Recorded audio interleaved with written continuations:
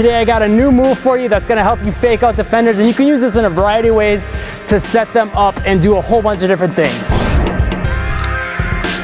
What you're gonna do is you're gonna make it look like you're gonna pass the basketball to a teammate or whatever, but you're gonna put backspin on it so it comes right back to you.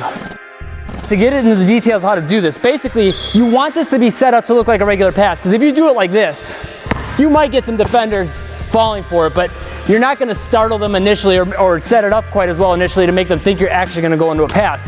If they see you do this, they know you're spinning the ball back to yourself. So what you want to make sure is, whichever you want to pick a side that, you know, you're basically going to be like in your fundamental basketball triple threat position, like you're going to pass like that. So either this side or this side, okay? That hand's going to go behind the basketball.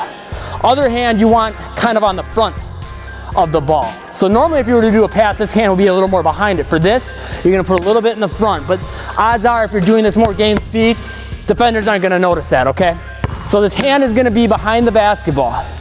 From there, you're gonna push, so this hand comes up and the other hand comes under it, so the ball kind of rolls off your fingers and you put a whole bunch of spin on it. And you wanna make sure you follow through with that hand. The key to making this work is you wanna do it real quick. You don't wanna do that. You wanna do it fast and put a lot of spin on it. The more spin you put on it, the further back it's gonna come. So I can push it way out there and get it to come back in one bounce. If I don't put much spin on, it takes a whole bunch of bounces to come back. So you want to make sure you're getting lots of spin on it. Now from here you can go into a lot of things. I like to use this to set up a whole bunch of different moves, but a lot of times I'll just use it basically to get the defender to go flying for the ball over here, and when they go for it, I'll just come back this way, okay? Just like that.